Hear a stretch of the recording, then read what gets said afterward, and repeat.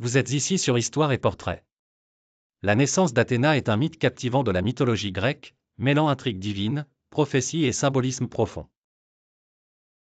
Athéna, déesse de la sagesse, de la guerre stratégique, des arts et de l'artisanat, est l'une des figures les plus complexes et vénérées du panthéon grec. Son origine est à la hauteur de sa grandeur, une naissance extraordinaire qui reflète sa puissance et sa singularité. Tout commence avec Métis, une titanide célèbre pour sa sagesse et sa prudence. Métis est la première épouse de Zeus, le roi des dieux. Lorsque Métis devient enceinte, une prophétie alarmante parvient à Zeus, l'enfant qu'elle portera sera plus puissant que lui, le surpassant, comme Zeus avait lui-même surpassé son père Cronos. Cette prophétie rappelle à Zeus le destin des rois divins avant lui, renversés par leurs enfants. Craignant de perdre son trône, il décide de prendre une décision radicale. Plutôt que de laisser la prophétie se réaliser, il avale Métis, enceinte, espérant ainsi éviter que son enfant ne naisse et ne le détrône. Cependant, Métis, même à l'intérieur de Zeus, continue à jouer un rôle. Elle crée une armure pour l'enfant à naître, travaillant inlassablement à la perfection de cette nouvelle déesse. Après quelque temps, Zeus commence à ressentir une douleur atroce à la tête.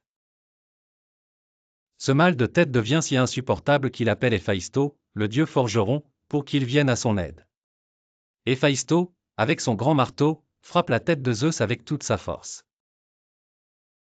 Dans un éclair de lumière et dans un bruit de tonnerre, la déesse Athéna jaillit de la tête de Zeus, entièrement formée et armée, portant une armure brillante, un casque, un bouclier et une lance.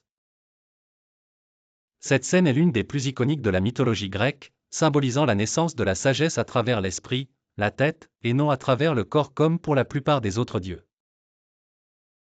Athéna, contrairement à la plupart des autres divinités, n'est pas née d'une union charnelle, mais directement de l'intelligence et de la pensée divine.